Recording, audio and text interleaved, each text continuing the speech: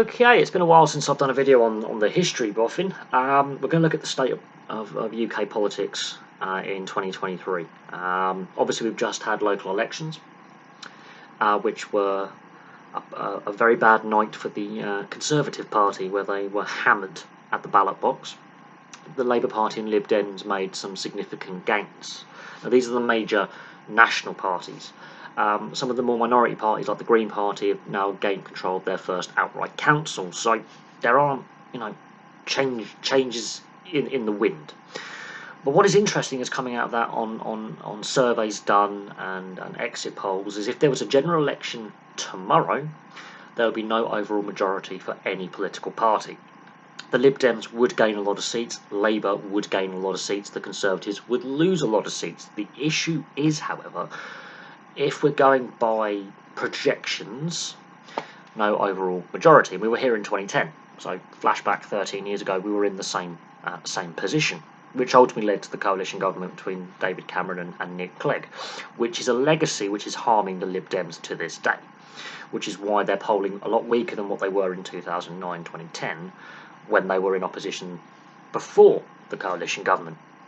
Now, another reason why we've got such a mess right now is, yes, a lot of decisions were taken before the financial crash in the previous decade, which needs to be remembered. In the 2000s, a lot of economic and political decisions and policy was taken, treaties were signed that actually exacerbated the financial crash, which then exacerbated the voter discontent when it came to the Brexit vote in 2016.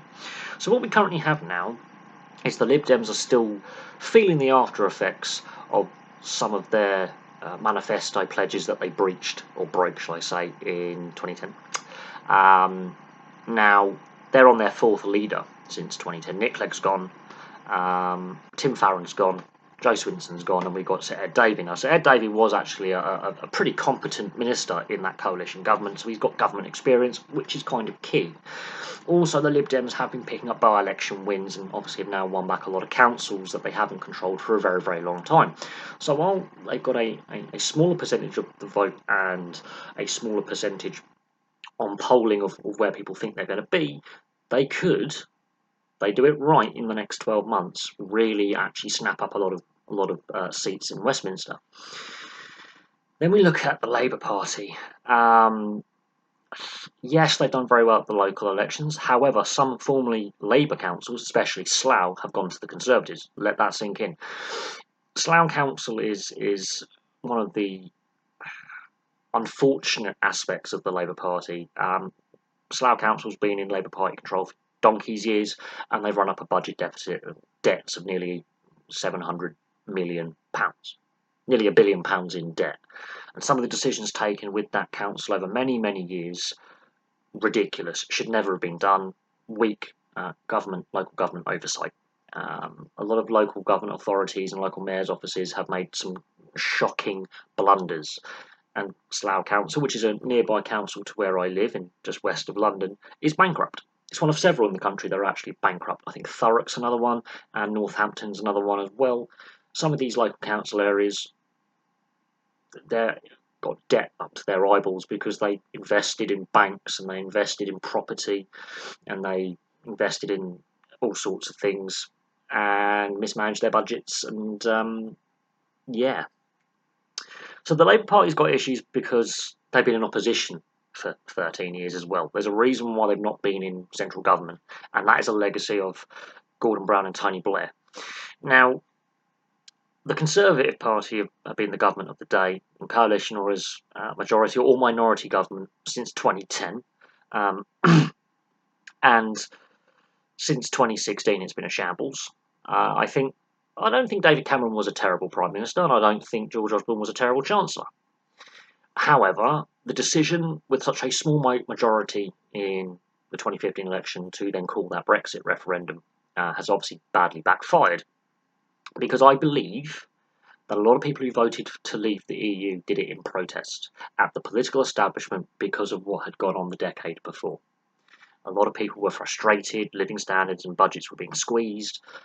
We'd seen the 2011 riots that were up and down the country, started in London and then spread. There was a lot of social discontent. There had been various things that had happened, local community centres and social services and basic public services had been reduced, and there was frustration, there was anger, there was frustration at the fact that because of the euro crisis, we were sort of compelled to help bail out banks, all this kind of stuff, and there was a lot of frustration at the political system. Now, there are those people who just didn't like the EU, that's fine, but a large proportion of those people who voted Brexit probably wouldn't vote Brexit again. They've had their protest vote, they were angry, they let it out, and ultimately it was such a narrow margin, you cannot make policy based on a narrow margin on a referendum. So David Cameron stands down. What we've seen since 2016 is the Conservative Party basically trying to tear itself apart, and so the hard right, the right wing of the Conservative Party is now in charge. Anyone with any common sense or any sort of centrist kind of leanings or just slightly centre-right leanings have been pushed out of the Conservative Party.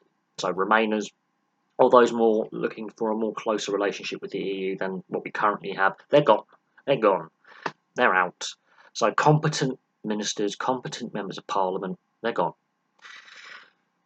The same has also happened with the Labour Party to a certain extent.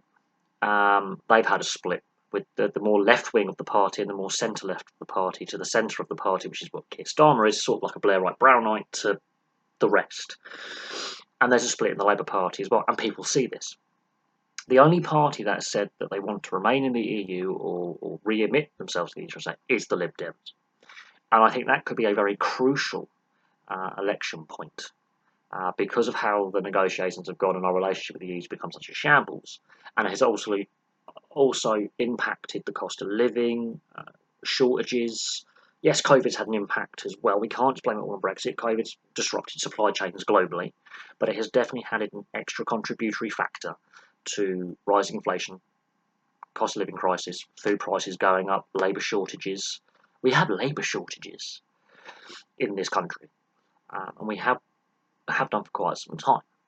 Now, I don't want to go hark back to the Labour policy on migration or the Conservative policy before that, going back to the 90s, the Maastricht Treaty or the Lisbon Treaty, because of the 2004 expansion of the EU to fill a skills gap, or the tuition fees, or turning polytechnics to universities, and too many people going to university and not enough people going into vocations and apprenticeships. There is a skill gap there, hence why we were reliant on cheap labour from Europe for the best part of a decade. But there has been definite mistakes made. Looking at it now, though, if we were to go to the polls tomorrow, we get a hung parliament. Labour would be the biggest party. The Lib Dems would hold the key, and then we have to go north of the border to Scotland to really get an understanding of what could be a very tense 12 months politically, because the SNP is in crisis. Now, the SNP could hold the key to Westminster, basically, because if Labour and the Lib Dems can win enough seats in Scotland off the SNP, who are a political party in absolute carnage and crisis right now, that could tip the balance possibly to a small minority government or a small majority government in the favour of Labour. And if the Lib Dems can win enough, that could be a very good coalition partnership, because they haven't ruled it out, but they both ruled out working with the SNP, and they both ruled out working with the Conservatives. The Lib Dems have learnt their lesson. They're a more progressive party. So what we're seeing right now is there's discussions about lowering the voter age, discussions about electoral reform, which the Lib Dems want, and the Labour Party looking at that going, well, this could be a vote winner, because young people have felt very dissatisfied for a very long time, for about 20, 30 years. There's a generation of people who've either not voted or are can't be interested to vote or turned off politics because of what's happened in recent times. So it's an interesting subplot, but we are stuck with the Fixed Term Parliament Act, which I think was the biggest blunder the 2010 government made, was bringing that legislation in. And we are stuck with a very, very polarised political climate. The media and the social media hasn't helped at all. I'm kind of glad I got rid of my Twitter now. Twitter and Facebook, and even YouTube to a certain extent, the misinformation the polarisation, and the divisiveness, especially with Facebook and Twitter. I don't use them as much as Facebook. I just share funny memes now and spam people, but Twitter, I ended up hating that platform even before Elon Musk bought it. But that's the state of British politics right now. It's very polarised, and we're probably more likely to have a hung parliament now than what we did in 2010. And I think the negotiations about forming any kind of government are going to be much more fraught and long-winded than what they were in 2010. It took a handful of days in 2010 for Cameron and Clegg and Brown to have their various meetings, and Cameron and Clegg to go, right, this is what we're going to do. Let's form a government quickly, because the longer it goes without actually getting a government in place, it affects the stock market, the value of the currency, and economic investment. So there we go. There's my views on the current state of UK politics in 2023. Thank you very much for watching. Place your thoughts in the comment section below, and I'll have some more content for you, hopefully on this channel, sooner rather than later. But goodbye for now.